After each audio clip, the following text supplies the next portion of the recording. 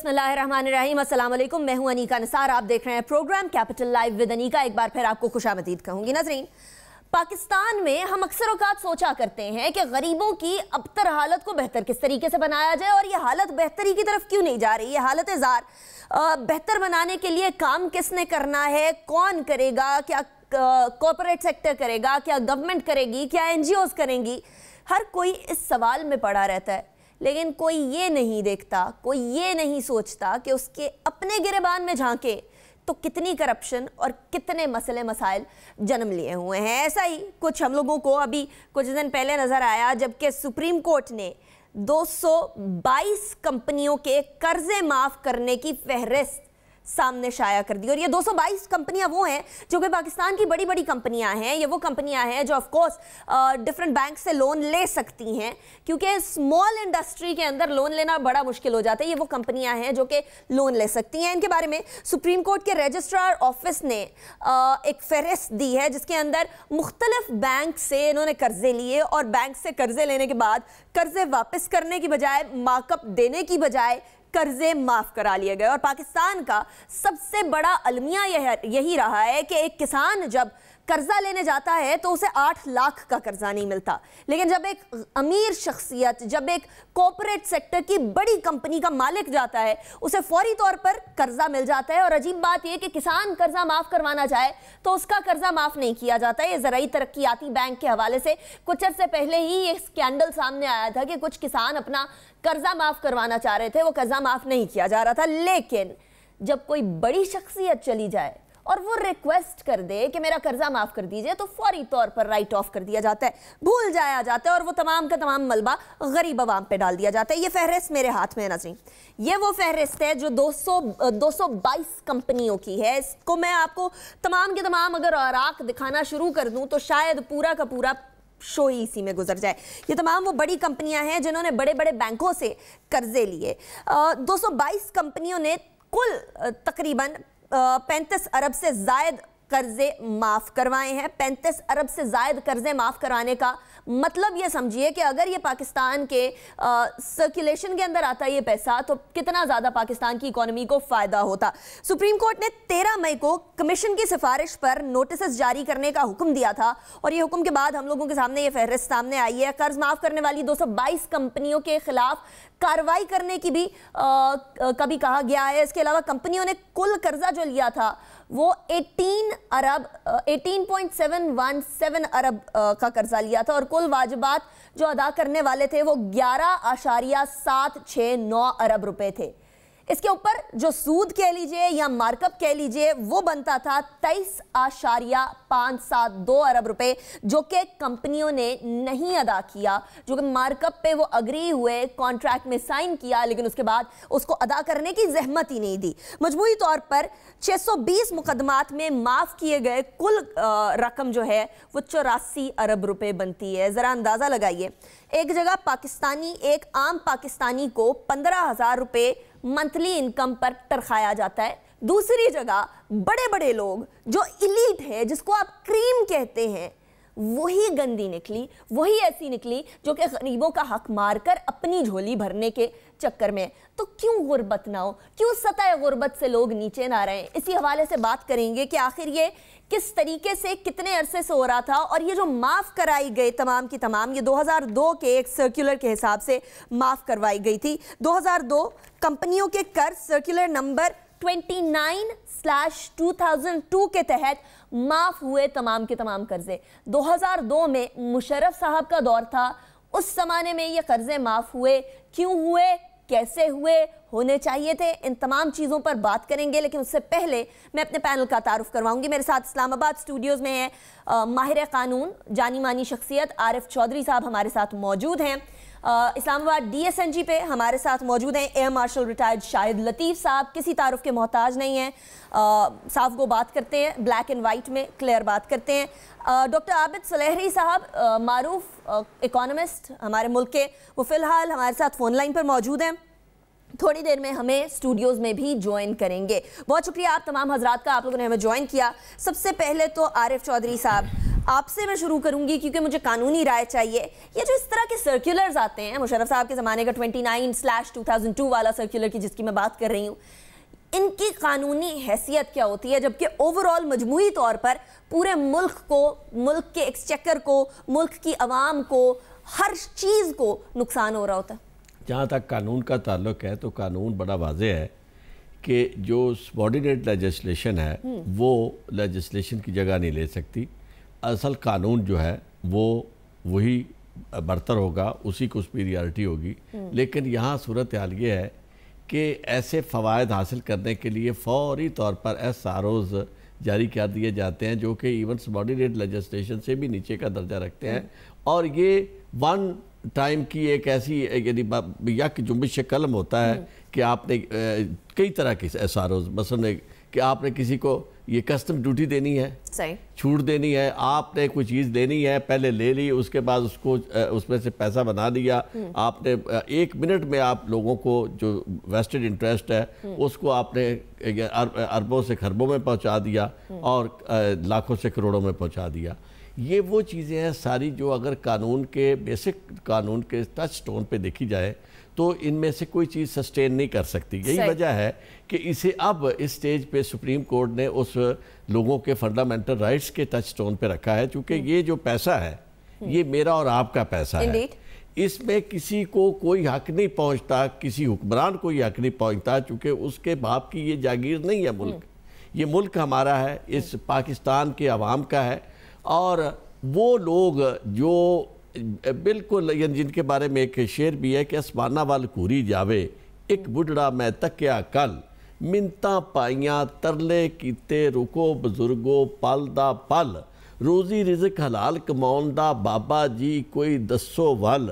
بابا کہندا ہے کہ بچو نام ظہور تیرا پلے بن لے میری گل, رج نیکی دا دادا ہی تے بھوک چورا دی نانی ہے. ہمارے ہاں یہ کانسیپٹ جو ہے کہ جو طاقتور ہے اس کو کسی قانون کی کوئی پرواہ نہیں ہے. اور ایک اور دلچسپ بات آپ کو بتاؤں کہ جتنے یہ طاقتور پیسے والے ہیں, اگر آپ ان کی ہسٹری جانیں گے تو ان میں سے کوئی آپ کو ایسا نظر نہیں آئے گا جو وہ پروفیشنلی ساؤنڈ ہے, کوئی ٹیکنوکریٹ ہے, کوئی ماہر ہے, کوئی بل گیٹ ہے جس نے کسی یعنی اس طرح دولت حاصل کی ہو جو دنیا میں معروف طریقے ہے کہ آپ نے ایک نئے کسی فن کے ذریعے, کوئی نئی ایجاد کے ذریعے, یا آپ نے کوئی ایسا کاروبار کیا ہے راتوں رات امیر ہو گئے پاکستانی عوام کو بھی پتہ نہیں چلا. اور راتوں رات امیر ہونے والوں کو امیر کر رہی ہے اسٹیٹ کی وہ فنکشنریز جن کا کام تھا کہ سارے لوگوں کو it should have been a welfare state.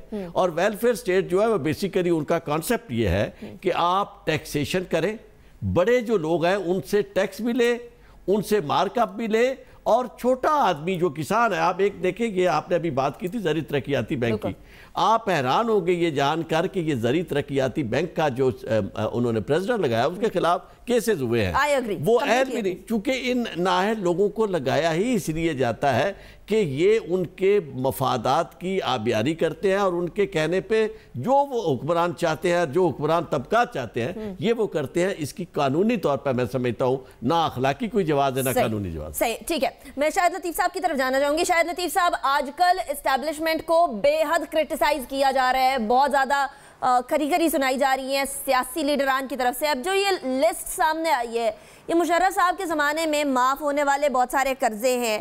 یہ وہ قرضے ہیں جو کہ اس ٹائم پر معاف کیے گئے جب سب سے پہلے پاکستان کا نعرہ لگتا تھا. تو یہ نعرے اس ٹائم پر لگنا اور اس کے بعد یہ معاملات سامنے آنا, کیا آپ کو لگتا ہے کہ سارے ایک ہی جیسے ہیں یا ہم کسی پہ کوئی ٹرسٹ کر سکتے ہیں؟ یہ بڑا اہم سوال ہے, ایک کانفیڈنس کو دھچکا لگا ہے پاکستانی عوام کے. نہیں جی, اس معاملے میں تو سب ایک جیسے ہیں. پاکستان کی 70 سالہ تاریخ جو ہے وہ بھری ہوئی ہے ان ذاتی مفادات سے, اور اگر ذاتی مفادات کو قومی مفاد پر ترجیح نہ دی جاتی تو یہ ملک آج یہاں نہ کھڑا ہوتا. ہم تو قرضوں کے ڈھیروں تلے دبے ہوئے ہیں. اب وہ وقت آ گیا کہ ہمیں قرضہ دینے کے لیے جو قرضہ لینا ہے اس کے لیے بھی منت سماجت کرنی پڑ رہی ہے, اور ہم پر دباؤ ڈالا جا رہا ہے. یہ جو آخری گورنمنٹ ہے آپ کی, اس نے 5 سال میں اتنے قرضے لے لیے جو 1947 سے لے کر 2013 تک ایک لمبے عرصے میں پاکستان نے لیے تھے.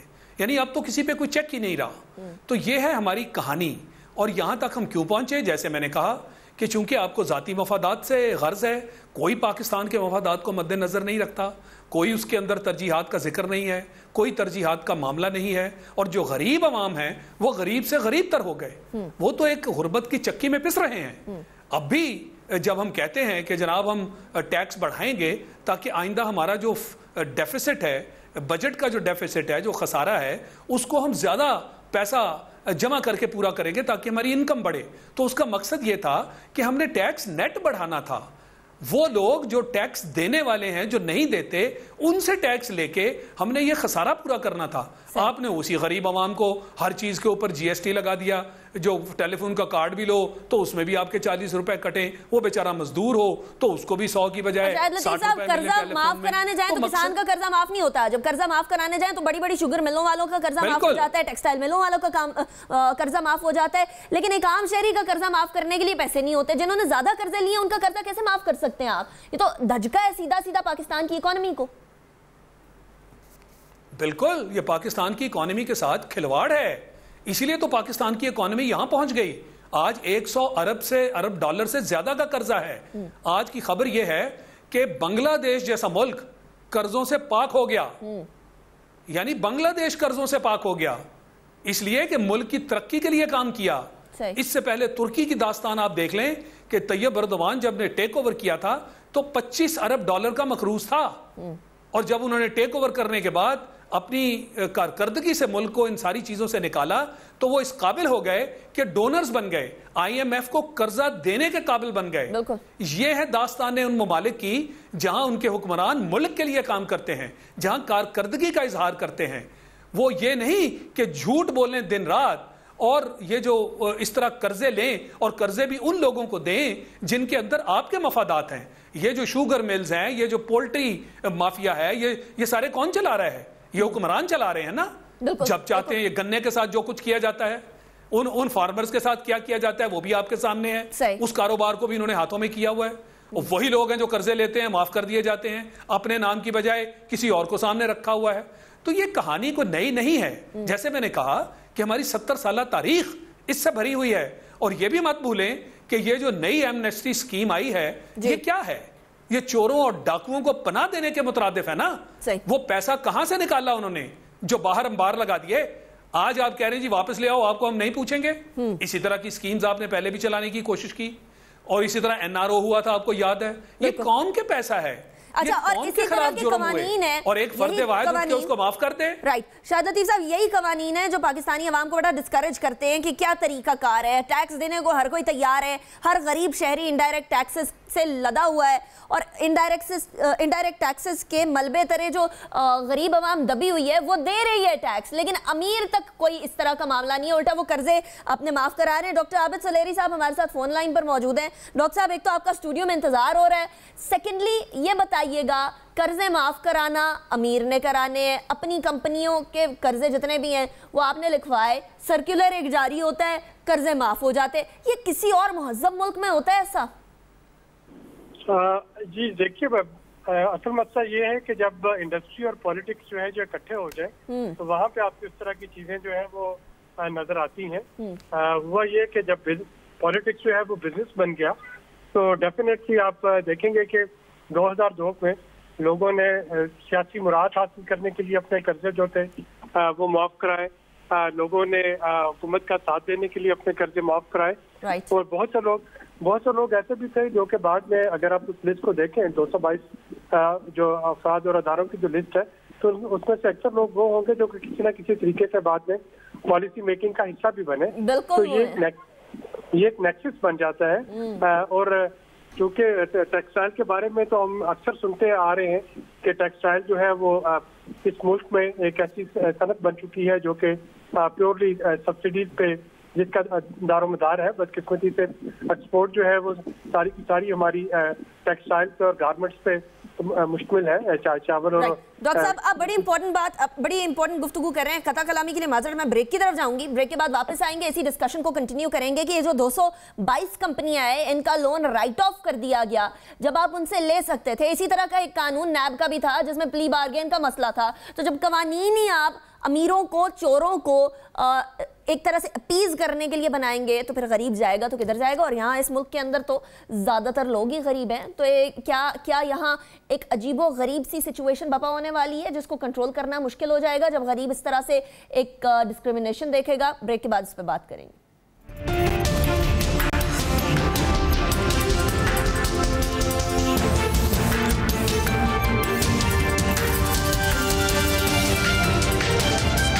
Welcome back after break. ناظرین، بریک پہ جانے سے پہلے ایک سوال چھوڑے گئی تھی اور وہ سوال یہ تھا کہ اگر اس طرح کی صورتحال رہی، اتنی ڈسکریمنیشن رہی، امیر امیر سے امیر تر، غریب غریب سے غریب تر ہوتا چلا گیا، تو پھر ایک وقت ایسا آئے گا کہ واقعی میں اپنے حق کے لیے غریب کھڑا ہو جائے گا، اور وہ وقت ایسا ہوگا جب کسی بھی امیر کو وہ بخشے گا نہیں، چاہے اس نے غلط کیا ہو یا نہ غلط کیا ہو۔ یہی سب سے ڈینجرس سچویشن ہوتی ہے کسی بھی ملک کے لیے۔ ایسی صورتحال تو لا لیسنس کریٹ کرتی ہے عارف چودھری صاحب، اور اگر لا لیسنس کریٹ کرنی ہے تو نا انصافی لے آئیے۔ اب 2002 کے اس سرکولر کے بعد آج جا کے اس معاملے کو دیکھا جا رہا ہے۔ ہم شکر گزار ہیں عدلیہ کے کہ وہ دیکھ رہے ہیں، لیکن یہ اتنا ڈیلے کیوں 2002 کے در اور آج 2018؟ ایک تو انیکا انقلاب فرانس کے بارے میں ایک مووی تھی جس میں وہ آخری اس کا ایک ایسا سین ہے کہ امیرہ جو امراء ہیں ان کے کتے جس جگہ رکھے گئے تھے وہ ایئر کنڈیشن یعنی ان کے لیے جگہ تھی، ریزورٹ تھے، اور ان کے نیچے غلیچے تھے، قالین تھے، اور بہت اعلیٰ قسم کی ان کا بندوبست تھا، اور روٹیاں آ رہی ہیں جو انہیں خوراک ان کی آ رہی ہے جو انہیں ڈالی جانی ہے کتوں کو۔ تو غریب لوگ جو ہے اس دروازے کے اوپر کھڑے ہیں اور وہ انتظار کر رہے ہیں کہ جو ہی وہ یعنی آئے خوراک تو وہ جو آتی گئی تو وہ اس کے اوپر جھپٹ پڑے، اور وہ منظر جو ہے وہ دیکھا نہیں جاتا کہ جب کتے اور انسان آپس میں آمنے سامنے ہیں۔ اب پاکستان میں یقین مانے یہ صورتحال اس قدر خوفناک ہے، اور پھر بربریت کی انتہا یہ ہے کہ ہر وہ شخص جو لوٹنے والا ہے وہ کھڑا ہو کر اس طرح گفتگو کر رہا ہے۔ مجھے تو کبھی کبھی یہ جو ہمارا اپنا چیف منسٹر جو اس وقت ایک پارٹی کو ہیڈ کر رہا ہے پنجاب کا، وہ جب گفتگو کرتا ہے تو میں حیران ہو جاتا ہوں کہ ایک دفعہ اس کی تقریر میں نے سنی، وہ اپنے ہی خلاف بات کر رہا ہے، اور کبھی کہتا ہے کہ جی لعنت ہے ایسے لوگوں پر جو ہیلی کاپٹر استعمال کرتے ہیں فلانے، اور خود اس کے بارے میں جو شماریات آئی ہیں آپ حیران ہو جائیں گے کہ کتنا پیسہ خرچ ہوا ہے اس کے دوروں پر اور کتنا پیسہ خرچ ہوا ہے اس کے یہ ہیلی کاپٹرز پر۔ تو میں سمجھتا ہوں کہ ہر وہ شخص جس کے پاس اختیار ہے، اور یعنی ایک سرمایہ اور دوسرا اختیار، ان کا آپس میں اس طرح کا کمبینیشن بن چکا ہے۔ اس وقت صورتحال کیا ہے؟ سپریم کورٹ میں سمجھتا ہوں کہ واقعی قابل ستائش ہے کہ سپریم کورٹ کے چیف جسٹس نے اپنے اوپر اتنی تنقید اور اتنی یعنی الزامات سن کر کہ دیکھیں جی اپنے دائرہ کار سے بڑھ کر آگے جا رہے ہیں۔ آپ مجھے یہ بتائیں کہ دائرہ کار سے بڑھ کر جن کا دائرہ کار تھا انہوں نے کتنا کام کر لیا، انہوں نے تو انیکا جن کا دائرہ کار تھا انہوں نے تو سرمایہ بجائے انہیں تو چاہیے تھا ہمارا تحفظ کرنا، پاکستان کی اکانومی کا تحفظ کرنا۔ یہ قرضے کیوں دیے جاتے ہیں؟ ٹو پروموٹ انڈسٹری، اور ان کو ریکور کرنا یہ اس گورنمنٹ کی ذمہ داری ہوتی ہے جو حکومت کر رہی ہے۔ تو حکومت کرنے والوں نے بجائے ہمارا مال واپس لانے کے انہوں نے تو ہمارا جو تھا اسے مال مفت دل بحرم شیر مادر سمجھ کے تقسیم کر دیا۔ جس طرح فرما رہے ہیں لون دیا جاتا ہے ٹو پروموٹ انڈسٹری، اور انڈسٹری لگائی جاتی ہے to promote human resources. Doctor صاحب کی طرف میں جانا چاہوں گی، ڈاکٹر عابد سلیر صاحب بہت شکریہ آپ نے ہمیں اسٹوڈیو میں جوائن کیا۔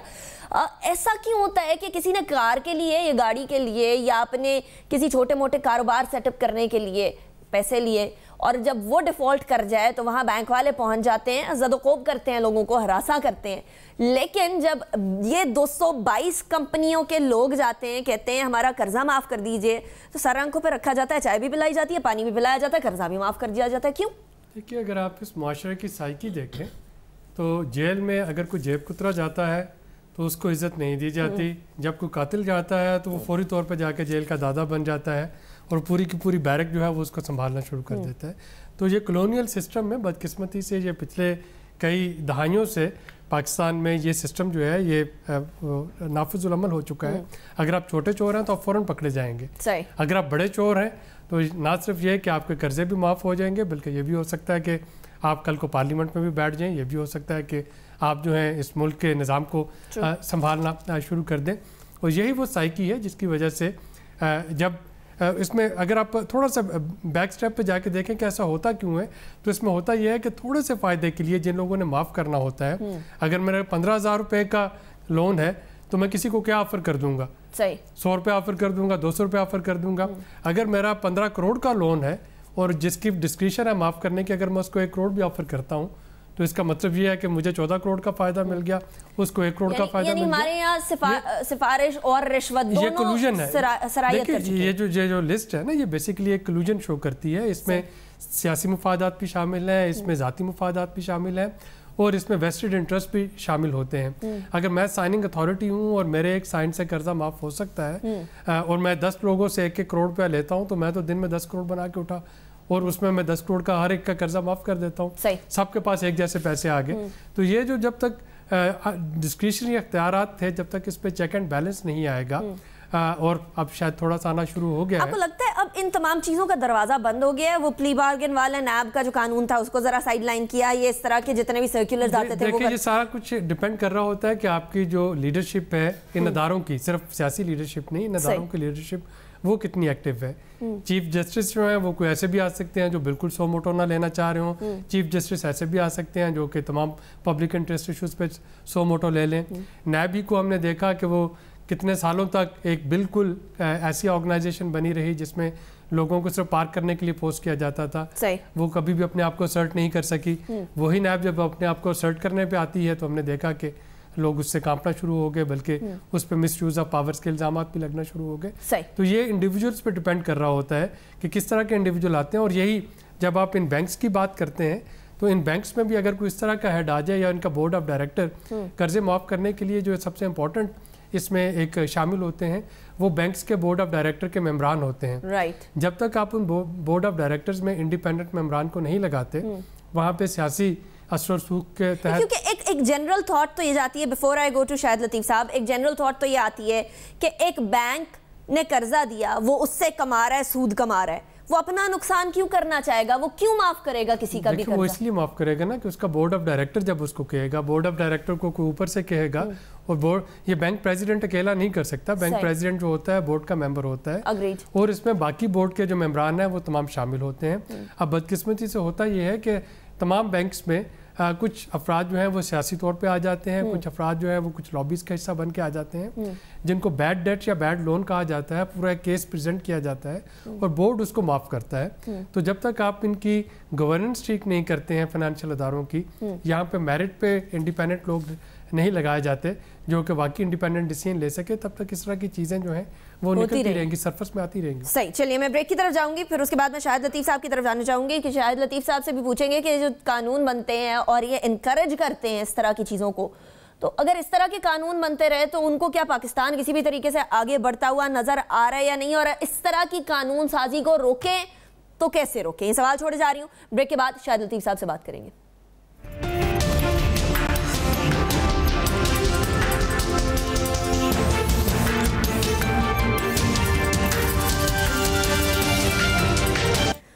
Welcome back after the break. नाज़रीन, एक सवाल छोड़े गई थी, शाहिद लतीफ़ साहब मैं आपकी तरफ ही आना चाहूँगी कि जब तक इस तरह की कानून साजी होती रहे जो कि जुर्म को, चोरी को और कर्जा लेकर माफ़ करा लेने को इनकरेज करती रहे, और इस तरह के लेजिस्लेटर्स हमारी लेजिस्लेशन करने बैठते रहें, या इस तरह के डिक्टेटर्स आते रहें जो अपना मुफाद देखें और सिर्फ ये चीज़ देखें कि उनको कितना उसमें फ़ायदा हो रहा है, बाकी कौम के बारे में ना सोचें, तो फिर पाकिस्तान किस तरह से आगे बढ़ेगा? आपने 70 साल की बात तो की, फ्यूचर कैसा देखते हैं आप?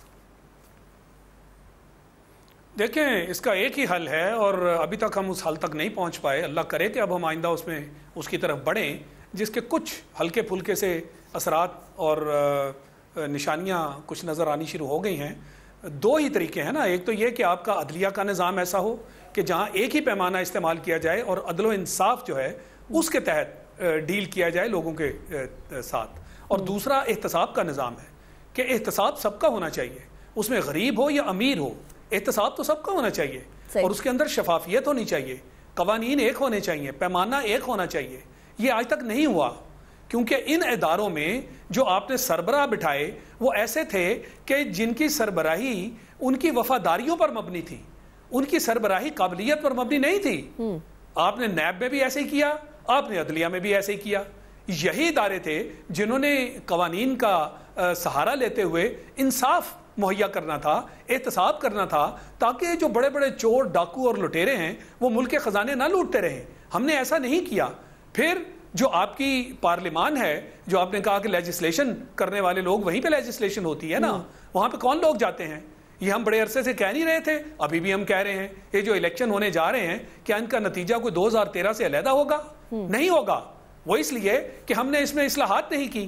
الیکشن کے سسٹم میں جب تک آپ اصلاحات نہیں کرتے، یعنی جمہوریت کا مقصد صرف الیکشن کروانا نہیں ہے، وہ تو اس کا ایک پلر ہے، اس کا ایک ستون ہے.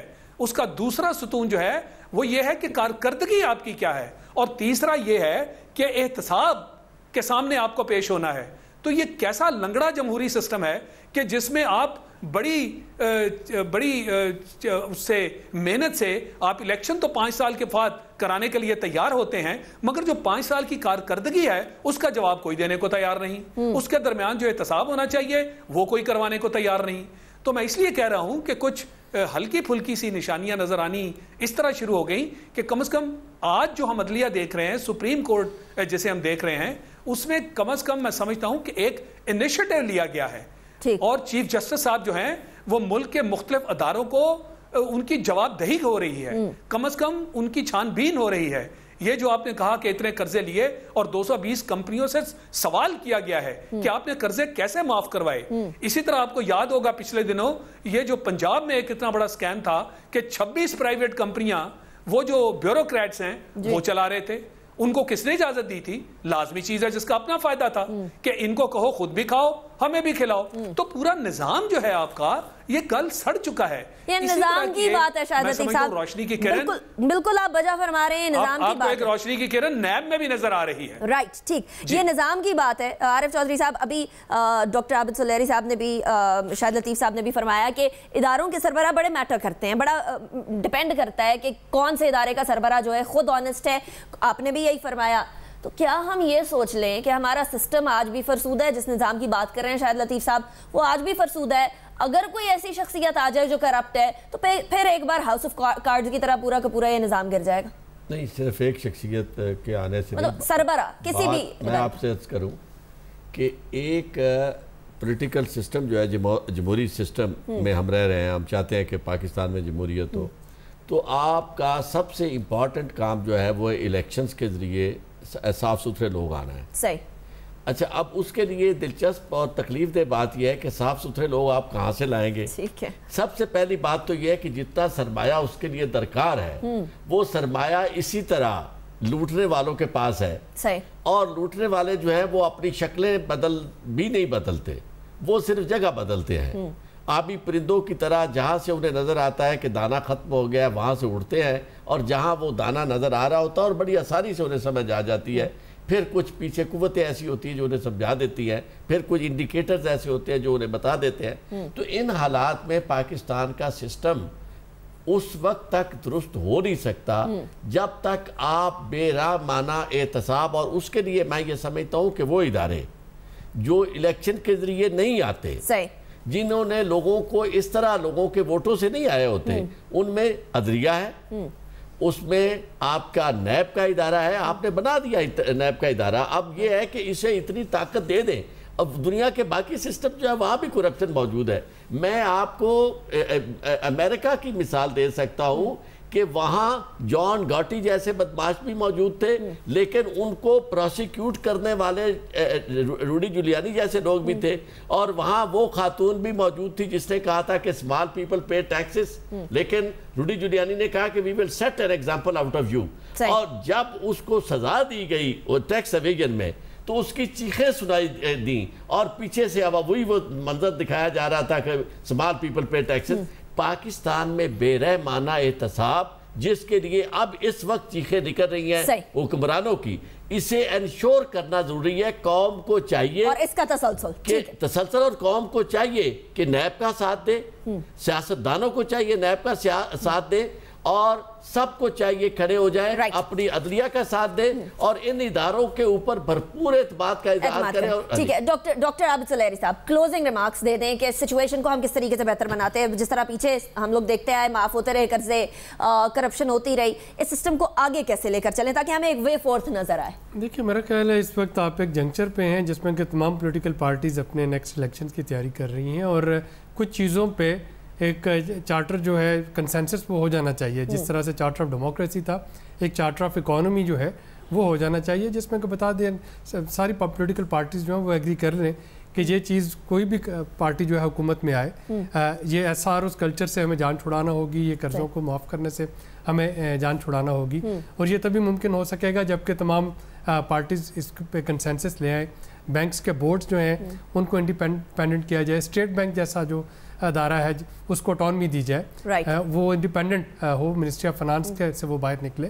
تو جب تک یہ چیزیں نہیں ہوں گی تب تک آپ کو یہ ریپیٹیشن جو ہے وہ نظر آتی رہے گی. کچھ فوری طور پہ سامنے آ جائیں گے، کچھ 5 سال بعد جب حکومتیں جاتی ہیں پھر چیزیں سرفیس ہوتی ہیں، لیکن ان کو اسی طریقے سے ختم کیا جا سکتا ہے کہ آپ اس کو ایک پولیٹیکل کنسنسس میں لے آئیں. رائٹ، ٹھیک ہے. ڈاکٹر عابد سلیری صاحب بہت شکریہ آپ نے جوائن کیا. عارف چودھری صاحب آپ کا بہت شکریہ آپ نے جوائن کیا. شاہد لطیف صاحب آپ کا بھی بہت شکریہ آپ نے ہمیں جوائن کیا شو میں. اتنا ضرور ہے کہ جب غریب کے لیے کچھ اور قانون، امیر کے لیے کچھ اور قانون ہوگا تو اسی طرح کی ناانصافیاں نظر آئیں گی، اور جب ناانصافیاں زیادہ پنپنے لگ جائیں تو اس کے بعد پھر آوازیں اور صدائیں اٹھنے لگتی ہیں انصاف کے لیے. اور جب وہ صدائیں اٹھنے لگے تو کسی کا گربان جب پکڑنے لگیں، جکڑنے لگیں تو پھر سمجھ آتی ہے کہ پچھلے ماضی میں ہم لوگوں نے کتنی زیادہ غلطیاں کر دیں. لیکن وقت ابھی بھی ہے، ہم اپنے مستقبل کو اپنے ماضی جیسا نہ کریں تو ہماری اکانومی بھی بہتر ہو سکتی ہے. امیر اور غریب کا جو فرق بڑھتا چلا جا رہا ہے اس کو بھی ہم کرٹیل کر سکتے ہیں، اور پاکستان کی اکانومی کو جنریٹ اور اس پہیے کو گھماتے رہنے کے لیے یہ ضروری ہے کہ ہر فرد اپنا کردار ادا کرے. میرے شو سے اتنا ہی. انیکا نثار کو اجازت دیجیے، اپنا بہت خیال رکھیے گا. اللہ حافظ. ناصر.